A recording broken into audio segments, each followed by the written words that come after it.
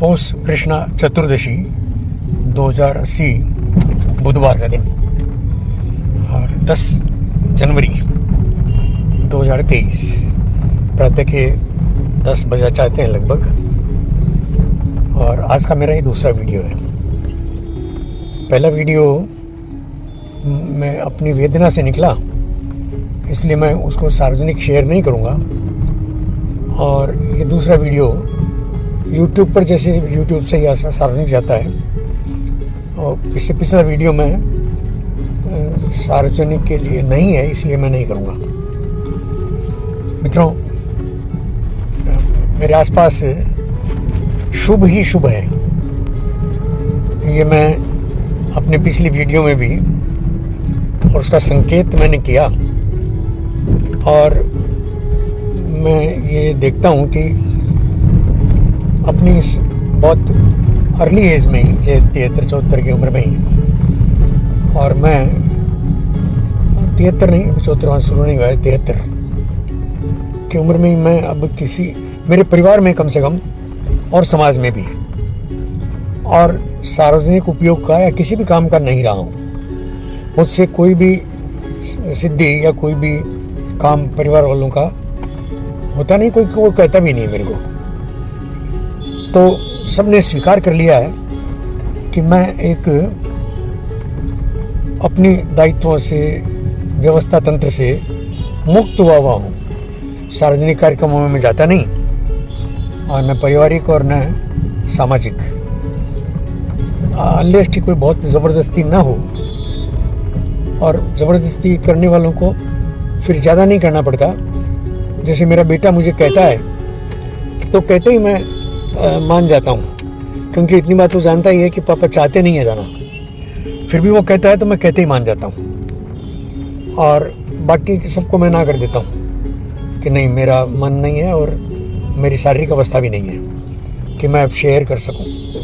लेकिन इसके बावजूद मैं जो कह रहा हूं कि मैं बहुत सौभाग्यशाली हूं, तो इसी अर्थ में कि मैं अपने मन लायक विषयों के वीडियो बनाकर सार्वजनिक शेयर कर पाता हूं, और उसमें सार्वजनिक विषय रहते हैं। जैसे वर्तमान विषय मेरा, मैं अगर ऐसा बिना किसी सामने लिस्ट रखे आपको बोलूं, तो मैं जैसे बंगाल में हूं, तो बंगाल में ममता जी द्वारा घोर हिंसा, राजनीतिक हिंसा और जारी है। ममता जी की जानकारी में तृणमूल के कार्यकर्ता और बुरी तरह मार रहे हैं पूरे बंगाल में, खड़गपुर में हो, मालदा में हो, कलकत्ता में हो, हावड़ा में हो। लेकिन ममता जी ये बिल्कुल घोषणापूर्वक कहती हैं कि नहीं, मैं कोई हिंसा में विश्वास नहीं करती और मैं भेदभाव नहीं करती हिंदू मुसलमान में, जबकि भेदभाव उसका बहुत स्पष्ट है। हमारे यहाँ मुसलमान के विरुद्ध कोई भी कार्रवाई हो पाना ही कठिन है। जैसे एक मुसलमान ने ईडी पर आक्रमण कर दिया था। ईडी के 3 अधिकारी और बुरी तरह घायल हुए, सर पर पट्टा बांध करके अभी तक हॉस्पिटलाइज है। वो 4 जनवरी की घटना है। और ईडी ने भी, और केंद्रीय सरकार ने भी, गृह मंत्रालय ने, और हमारे यहाँ के महामहिम राज्यपाल जी ने, और मांग की है ममता सरकार से कि ममता सरकार बताए कि उनकी खोज, वो जो गायब हो गया है और हमला करके भाग गया है, जिसके बारे में कहा जाता है कि शायद वो बांग्लादेश भी भाग गया हो, तो उसकी खोज क्यों नहीं की गई। बांग्लादेश से हमारे मैत्री संबंध है, और बांग्लादेश की भी अवस्था ऐसी है कि वो कहते ही उसको वापस आना पड़ेगा। उसका नाम भी भूल रहा हूँ मैं, सदरुल्ला होगा। आप सब जानते हैं मित्रों, थोड़ा सा खोजते ही 4 जनवरी की घटना है, और बहुत प्रकाशित हुई, यूट्यूब पर बहुत चल रही है अभी। तो भी ममता जी अपनी तरफ से न तो कोई प्रयत्न कर रही हैं, उल्टा डिफेंड कर रही है उनको, परोक्ष रूप से या प्रत्यक्ष रूप से डिफेंड कर रही है कि भाई ईडी ने उकसाने वाला काम किया। ईडी के पदाधिकारी जो है वो उकसाया, तो पब्लिक ने पत्र फेंक दिए। तो ईडी पर, केंद्रीय संस्थान पर आरोप लगाना, ये बहुत साफ साफ ये पक्षपात की घटना है। प्रत्यक्ष पक्षपात बंद आंखों से भी दिखता है, खुली आंख से तो दिखता ही है। लेकिन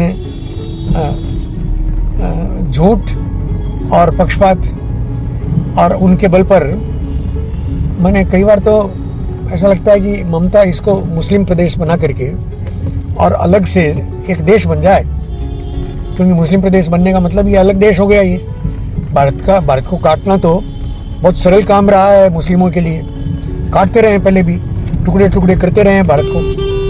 तो वो अलग देश बना करके और ममता उस पर प्रधानमंत्री बन जाए, ऐसा अपने देश में तो बन नहीं सकती। अपने देश में तो बहुत लाइन में लगे हैं, ममता, केजरीवाल, अखिलेश और बाबा खड़क सिंह और सब लगे हैं। बाबा खड़क सिंह मतलब कोई भी आकर के प्रधानमंत्री बनने के लिए तैयार है, बस मोदी को हटाने के लिए तैयार है। मोदी को हटा दो। हमारे अच्छी बात है, हमारे देश में प्रधानमंत्री पद के इतने प्रत्याशी अभी चल रहे हैं। तो ये सारा खेल अपने देश में जानती है ममता नहीं बन सकती है। वो उसकी भी उम्र हो रही है, मैं समझता हूँ 70 के आसपास पहुँच रही होगी वो भी, लेकिन वो अपने भतीजे के लिए भी वो कुछ करना चाहती है। तो ये वंशानुगत शासन व्यवस्था, वो ममता वंशानुगत शासन व्यवस्था के विरुद्ध खड़ी होकर बिगुल बजाकर और बहुत मार खाकर जो मुख्यमंत्री पद तक पहुंची, वो वंशानुगत शासन व्यवस्था के पक्ष में और मतलब बेशर्मी से वो उतर आई है। और ये मोदी विरोध नहीं है, ये भारत की परंपराओं का, प्रजातंत्र का विरोध। खाली मोदी विरोध हो तो कोई दिक्कत नहीं है, करना चाहिए।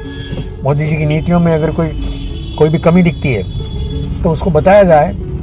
तो बीजेपी सरकार अभी उन सारे सुझावों को, उन सारे आयामों को मानने और लागू करने के लिए जैसे सिद्ध बैठी है, तैयार बैठी है। कहते हैं कि भाई एक सशक्त विपक्ष चाहिए भारत को, लेकिन सशक्त विपक्ष खड़ा करने की जिम्मेदारी बीजेपी तो नहीं ले सकती। अगर बीजेपी वो काम करती है तो वो बीजेपी का ही एक अंग हो जाएगा। विपक्ष कहाँ हुआ? विपक्ष की भूमिका जो भी निभा रहे हैं और जो घोषित रूप से विपक्षी दल है, 28 दल, और जिनका मिलाकर इंडी गठबंधन बना है, इंडिया जिसको कहते हैं, तो वो उनका दायित्व है कि वो देश में सशक्त विकल्प खड़ा करे। और उनकी हालत तो इंक्लूडिंग ममता अपने प्रयत्नों से, अपने कर्मों से वो कहीं गठबंधन ही काम करता हुआ नजर नहीं आता। गठबंधन वो खांचे है बटा हुआ, कितने टुकड़ों में बटा हुआ गठबंधन। ये गांठ बंधन हो गया या ठगबंधन हो गया। गठबंधन किधर से भी नहीं है। सारे दल अपना अपना हित साध रहे हैं और आगामी चुनाव में, 24 के चुनाव में अपने अपने लिए सीट रिजर्व करने की धौंस जमा रहे हैं। और जिस धौंस में और मुख्य भूमिका ममता, अखिलेश, केजरीवाल और कांग्रेस, तो बची कुची कांग्रेस रह गई। कांग्रेस की हालत तो ये हो गई कि वो मांग रही है सबसे कि भाई हमको इतनी सीट दो। जैसे उत्तर प्रदेश में 17 और कांग्रेस के लिए बचती है 3-4, और कांग्रेस मांग कितना रही है? सिर्फ 6। कलकत्ता में 8 मांग रही है कांग्रेस और ममता 2 से अधिक देने को तैयार ही नहीं है। तो कांग्रेस की स्थिति तो अभी और भी नाजुक है। जो कभी शासक पार्टी रही लंबे समय तक, आज वो डोनर नहीं रही, देने वाली नहीं रही, वो मांगने वाले की भूमिका में आ गई है। अपनी इस दयनीय अवस्था पर कांग्रेस अगर विचार करे तो यहाँ भी वो सब उसको बीजेपी छोड़कर सब दबा रहे हैं। बीजेपी को अब दबाने की जरूरत ही नहीं है। अब मोदी को कोई शस्त्र चलाने की जरूरत ही नहीं है।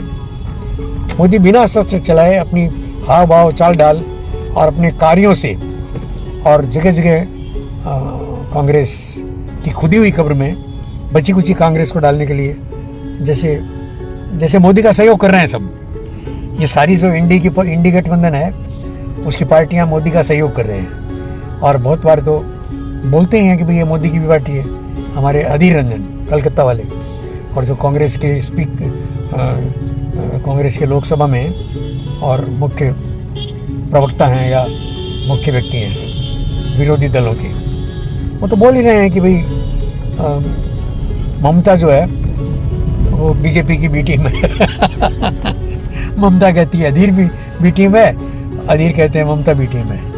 इस प्रकार एक दूसरे पर दोषारोपण करने में ही और उसको समेटने में ही और उनका समय शक्ति सारा जाया हो रही है। चुनाव को कितने दिन बच गए हैं? चुनाव को तो बहुत लिमिटेड, चुनाव आयोग तारीख अब करे कि तब करे, ऐसी अवस्था हो गई है। जनवरी की आधा जनवरी बीत गया, अब मार्च अप्रैल में तो करना ही पड़ेगा, टाइम हो गया है। अप्रैल भी समझें तो भी कितना समय बच गया, 70-80 दिन। तो 70-80 दिन बचे हैं और अभी तक ये ठगबंधन की पार्टियां और अपना निश्चय नहीं कर पा रही हैं कि कौन खड़ा रहेगा। प्रत्याशी फाइनल नहीं हो रहे हैं तो फिर प्रचार कार्य क्या हो गया? इधर मोदी जी और मोदी, योगी और शाह साहब, और ये तिकड़ी धनाधन एक एक प्रांत में और प्रचार के साथ विजय पताका फहराती हुई और बढ़ रही है, आगे चल रही है। अभी तो मोदी ने जो एक प्रारूप दिया है कि मेरी इलेक्शन यात्राएं जो हैं इलेक्शन की संबंधी, उसमें हर जिले से, देश के 75 जिलों से लाभान्वित मुस्लिम महिलाएं, उनके बीच में मेरा कार्यक्रम रखाइए। 1000 सौ नहीं 1,000। तो ये 75 सभाएं मतलब 75,000, ये 75,000 महिलाओं में को साध लिया अगर मोदी ने, तो कितना बड़ा मुस्लिम समाज परिवार तो महिला के हाथ में होता है। अरे पति भले अपनी धौंस में है, किसी को भी वोट दे दे, क्या कर ले, लेकिन उनका बेटा बहू वो तो उसके पद चिन्हों पर ही करेंगे। छुप के करो, भले बोल कर करो। तो हर जिले से 1,000 मुस्लिम महिला और ऐसे 75 सम्मेलन, और ऐसा मोदी का एक चुनाव सभाओं का प्रारूप बना दिया। अब वो जिस जिले में जाएंगे, एक सभा तो ये उनकी प्रायोजित जिसे कहते हैं 1,000 महिलाओं को साथ, और इसमें संगठन भी मजबूत होगा। संगठन को बड़ा काम करना पड़ेगा, बीजेपी के एक कार्यकर्ता को और मुस्लिम महिलाओं को चुन कर लाभान्वित जो हैं ऐसी कम से कम 1,000, और आशा ये की जाती है कि कई प्रदेशों में तो, कई जिलों में तो 1,000 से संख्या बढ़ भी सकती है, 2,000 भी हो सकती है।